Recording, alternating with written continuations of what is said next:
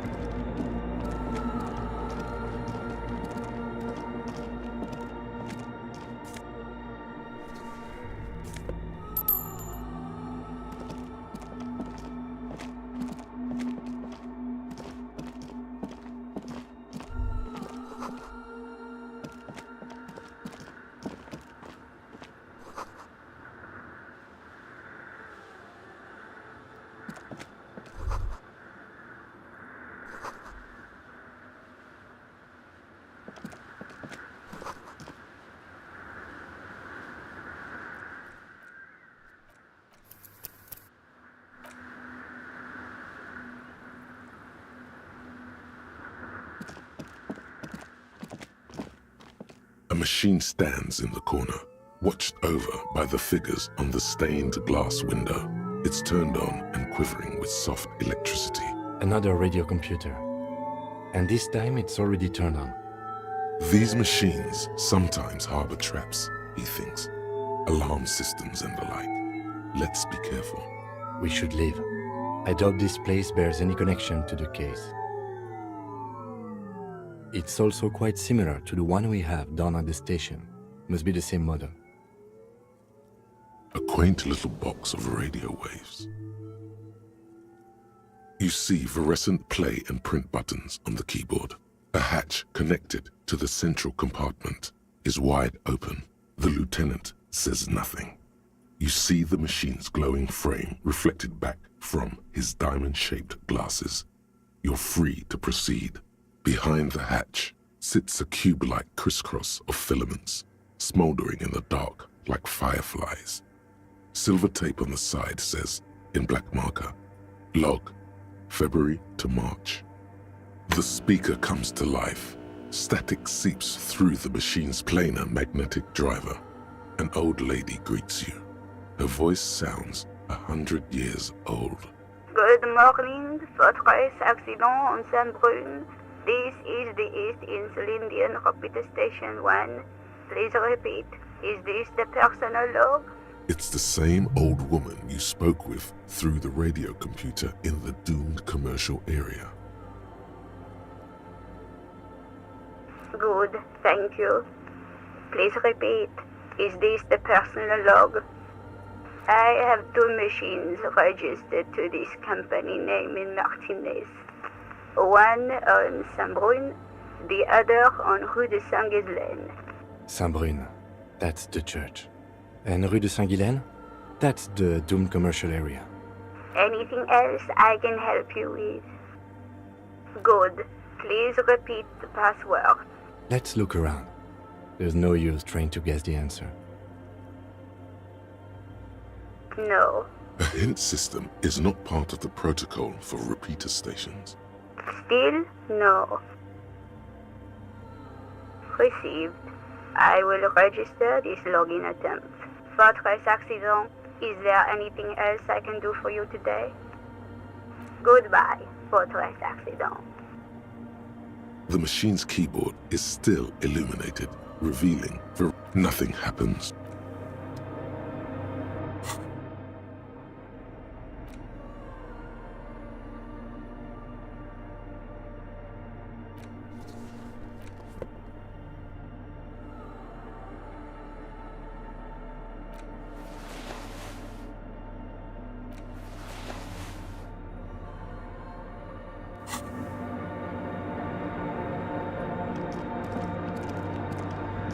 In white, silver, and apricot faience, the young mother of humanism stands above you.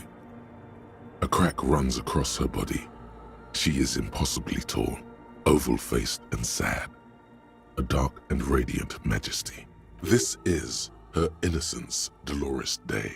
Cradled in her arms are a pair of glowing lungs, clearly visible from underneath her flowing dress. Cold wind seeps in from the crack in the glass. Snowdrifts cover the floorboards at your feet. Above, you feel her multicolored eyes on you, inspecting you, as if under a microscope.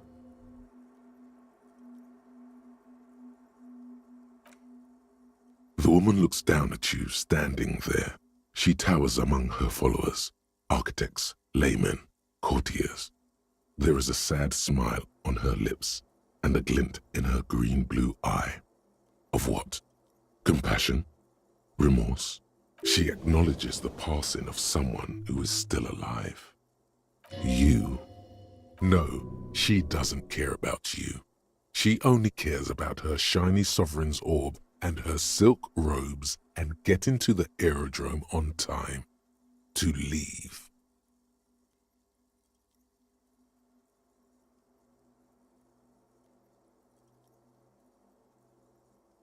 As that useless word passes through your mind, the lieutenant draws an X-shaped cross from shoulder to shoulder. Your fingertips touch your chest 4 times as you stand in the apricot-colored light of the window. Above you, the woman still smiles, her distant smile, sundered by the crack in the glass. The old woman in the village was right. This must be the DeLorean Church of Humanity in Martinez, or the small Pinewood Church in some records. It's a minor landmark, not easy to find. Most maps misplace it. It was built not long after Revachol's founding, 300 or so years ago, by first-generation settlers. On the coast of an uninhabited archipelago where only animals had roamed before, in the wild reeds. There used to be 7 stave churches on the coast. Les Sept Sœurs, they call them, the 7 sisters. Only one remains. The rest were burnt in the revolution or used for building materials. We should be respectful here, although the building appears to be deserted. I do not believe we'll find the instigator here. Something else, perhaps? Respectful? Is the lieutenant a follower of DeLoreanism? There it is again. A small pang of guilt. It's time to ask him what happened here. I have a theory, yes. There was a police raid a while back. I heard the place was shot to pieces. The old woman in the village was being tactful with us when she didn't mention it. She has more respect for the RCM than many around here. Well, your station was involved, I hear. Although I can't be sure. How come the lieutenant isn't sure? Is this confidential information? 3 precincts were involved in the raid, and people say Precinct 41 was one of them.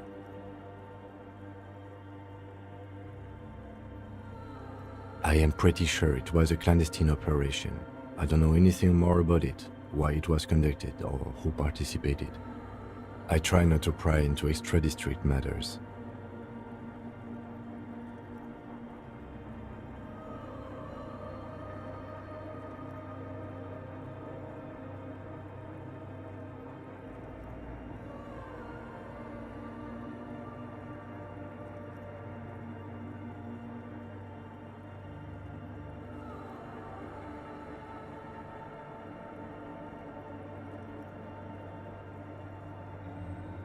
Good luck. You will not get information on a confidential operation from your station secretary just by calling. If you really don't remember, it might be better to keep this one forgotten. It happened a while ago. It's unimportant to our business in Martinez now.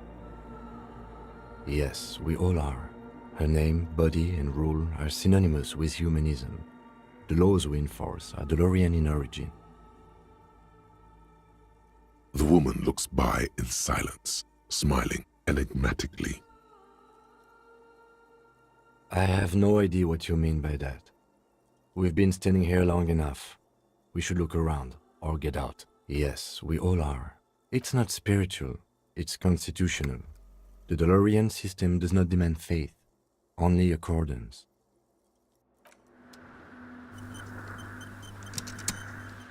The mother of humanism stands above you, a precious and complex wax. Despite the damage you've done to yourself, the title appears lodged in your hippocampus. This is her innocence, Dolores Day, the innocence of humanism, internationalism, and the welfare state. Perhaps the most famous human being ever to have lived. No amount of Commodore Red can wipe her sad smile from your brain thing. It has survived the deluge and haunts you still, and will haunt you forever as it haunts all men.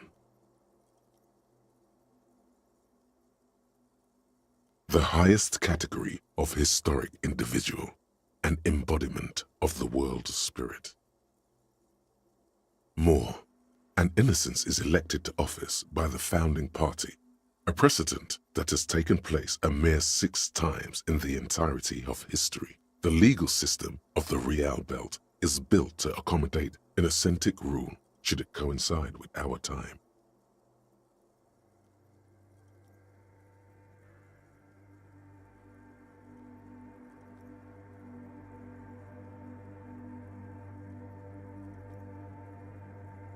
An innocence is infallible.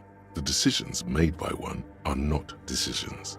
They are inevitabilities. What would have happened anyway? Only accelerated, packed into decades instead of centuries. An innocence is a continuous, compressed event, a sacred human being. It is an honor and a glory to live when one is in office. No, we are alone. 300 years ago, in the wake of the discovery of this Isola, the Insulindian, by explorers from the continent of Muindi, she is, among other things, the innocence of inter-isolary travel and the connected world.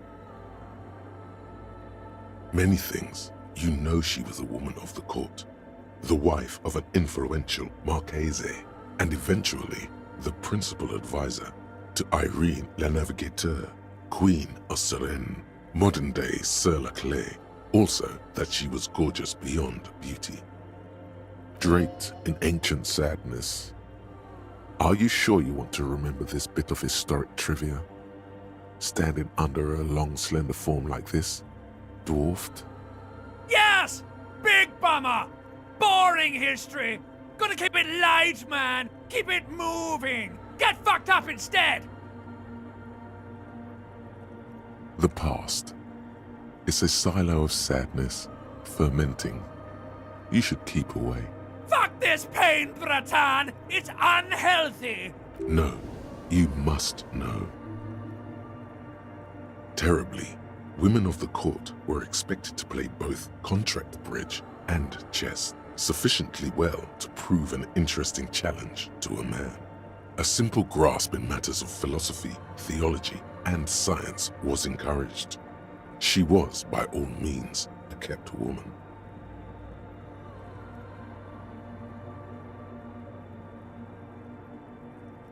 She made the most of her position in the antediluvian court, a court visited by the most prominent thinkers and artists of the day.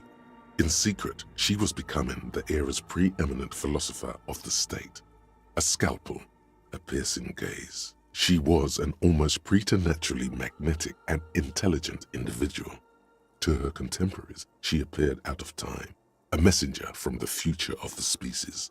We all fell in love with her, head over heels. Even before she was declared an innocence, her influence was tremendous. It was on her advice that Irene Le Navigateur sponsored a number of voyages into the Pale. A costly, often tragic endeavor, ultimately vindicated by the discovery of the new world, the piece of reality you're standing on. She was crowned 2 years after the first expedition returned, setting in motion what is widely considered the greatest era in history. The DeLorean era. Wow, indeed.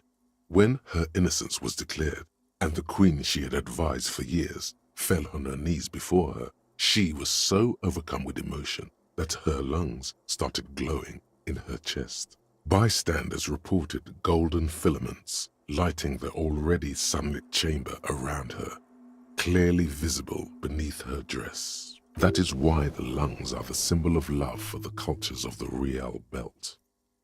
As did we all. The lands of the Mesk and the Occident, and even faraway Supremawindi, altogether 21 of the 40 Mundial nations of the time, immediately accepted Innocentic rule. Even before her crowning, in a city called Advesperaskit in Vesper Messina, her homeland, the name of the city means evening comes, but it happened on a winter's morning, with the canals frozen and slush falling out of the sky. She was dressed in a white and pearl dress on an emptied-out plaza with the crowd far away. Already, her Theriers, the secret servicemen of the Innocents, were worried about an assassination attempt.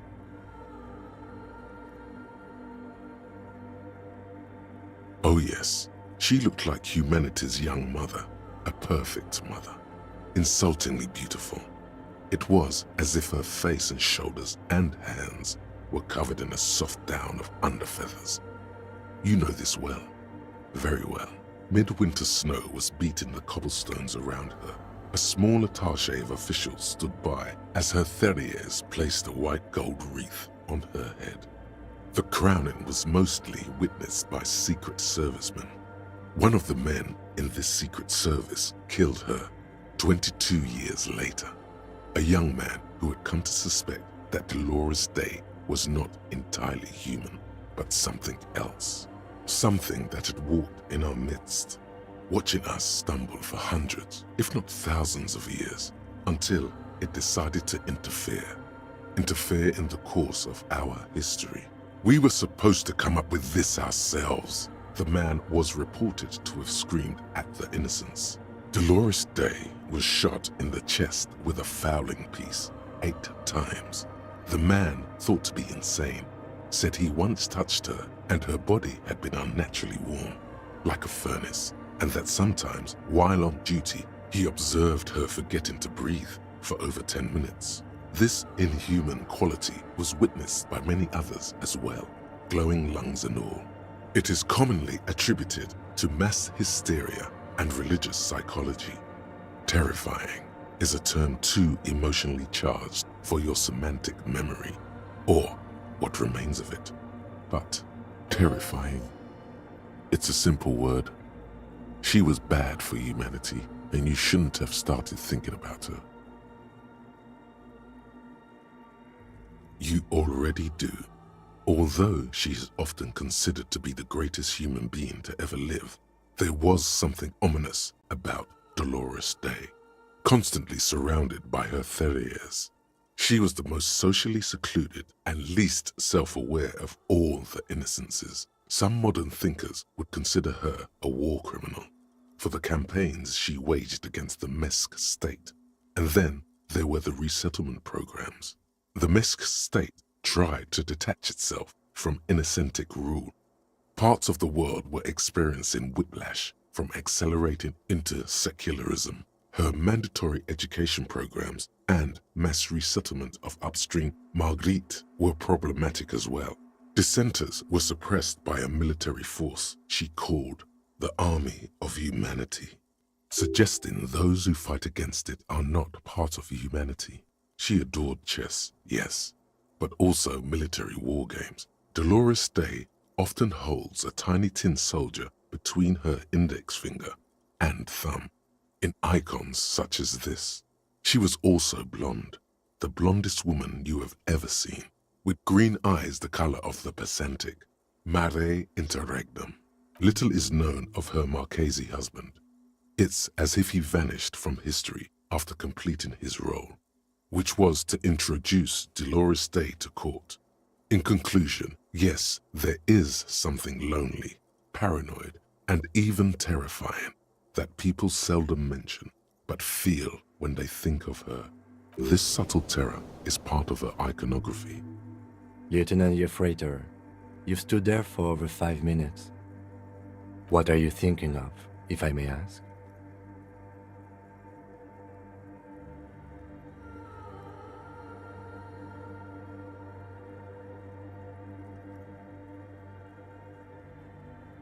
Okay. This church, the coast in general, we shouldn't linger here. This isn't a good place to get lost in. We should conclude our business and move on. The mother of humanism stands above you. A jigsaw of broken shards falls into place in front of you. A ghostly reconstruction of the stained glass window. Before it was shattered, there was an older woman beneath the younger one, and a text, a light motif below them both.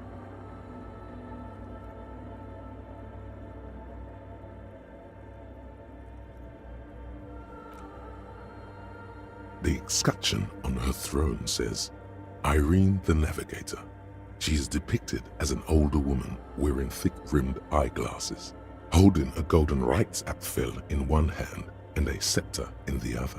This is the queen her Innocence Day advised. Above, she herself is whole.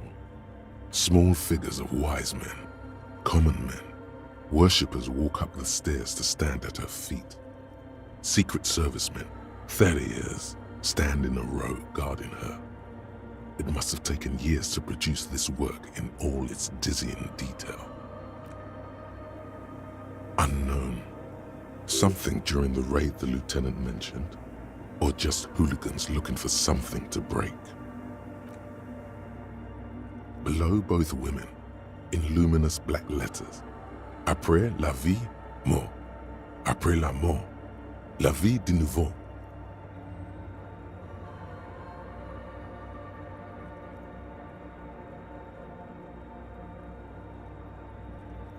And then, along the left side, après le monde, la gré.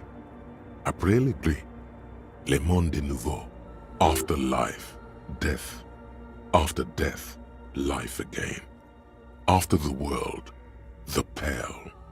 After the pale, the world again.